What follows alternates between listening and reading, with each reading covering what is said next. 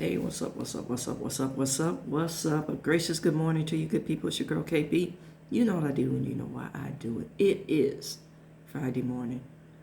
Praise the Lord.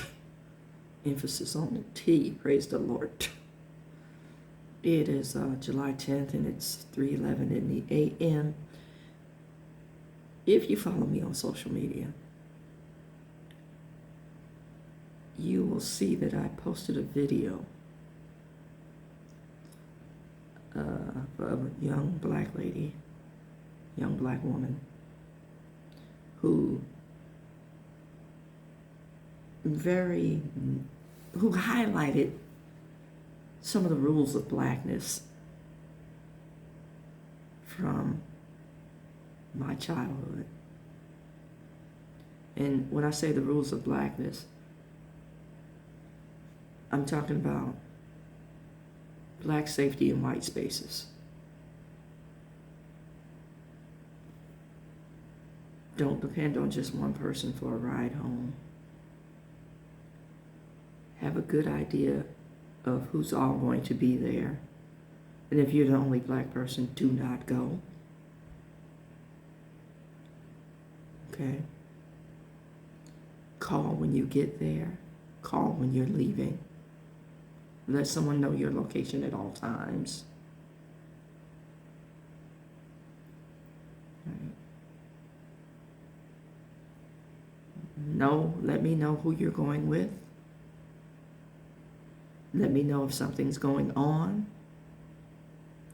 You know, and back in the day, when penny loafers were popular, I had dimes in mine, not pennies. And the dimes were for phone calls in the event of an emergency.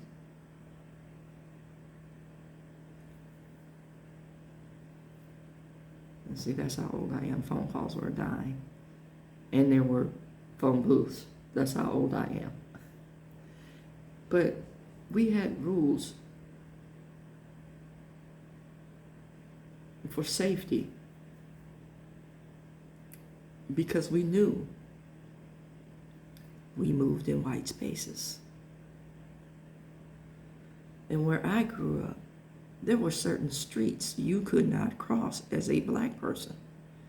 Now, I know everybody likes to think, oh, we're progressive, and I've heard this BS about post-racial, or I don't see color. Well, your vision seems to have improved as of late.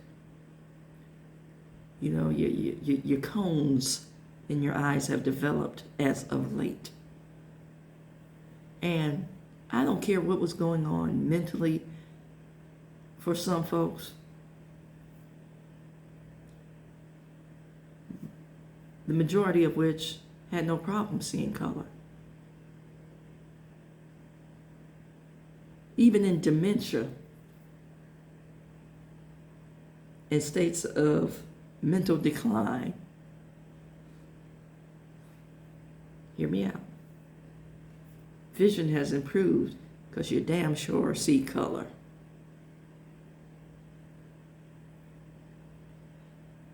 Yeah, we need to pay attention to how people move,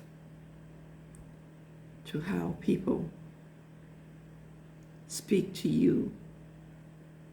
And most of the time, you'll find that they're speaking at you, or they're responding based on fragility. People are more concerned about being perceived as a racist than they are about being a racist. Or, you know, microaggressions, bias. We all have them. I need to say that we all have them. So I'm not speaking, you know, or sitting high and looking low. We all have our stuff. But are you in a place where you get butthurt when somebody calls you out on your stuff? Because the stuff is so deeply ingrained and we don't think about it. And I'm just challenging you to think. Now, as I was sitting here this morning trying to get my thoughts together, I haven't had my spirulina shake, y'all, but I'm charging my little blending cup. But as I'm getting my thoughts together, I was thinking about workplace communication and how it irritates my soul. You know, rather than address a party who offended, you get global statements. A collective has to be addressed, because how dare I single out an individual who's moving funny, if you will. You know, when I was a kid, I'm the middle child, I need to put that out there. When I was a kid, when my parents got frustrated and you know, little people were getting on their nerves, and I was like, we had no concept of you're working to pay bills. We had no concept of money doesn't grow on trees. Every dollar's accounted for. And I grew up in a single parent household, although both parents were present. Need to say that. Had no concept of that. So whenever frustration hit, it was like, I'm going to start with whoever was the offending party, but everyone got in trouble. And that was a way of keeping peace. You know, dysfunctional, yes. But when everybody got punished, the house was quiet. But there was only one person doing the offense.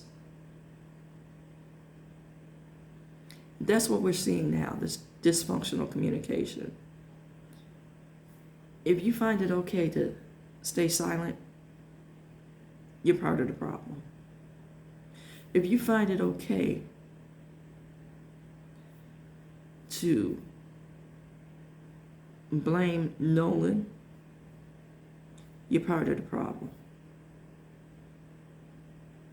Because the issue is, something went down. Bottom line, you can't tell me that the young man drowned. That may have been the cause of death. Cause of death. But you can't tell me he drowned. If he drowned, why was social media deleted? Why were messages deleted? Why were messages erased from his phone? Why was there a statement saying we're going to do a fair? Just do your job. Do your job. But there's something underfoot.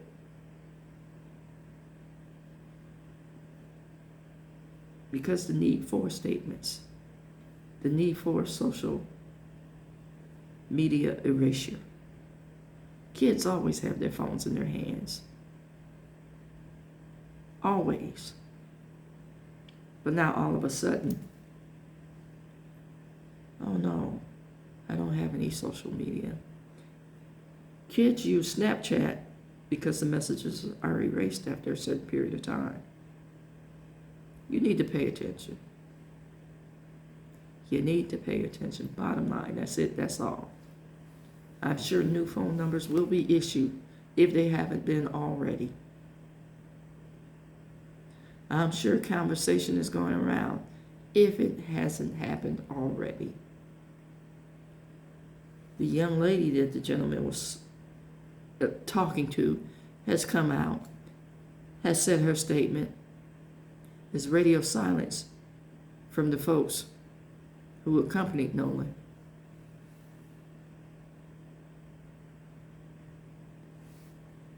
Think about it. Black safety in white spaces. And the question I'm posing is, are we ever really safe?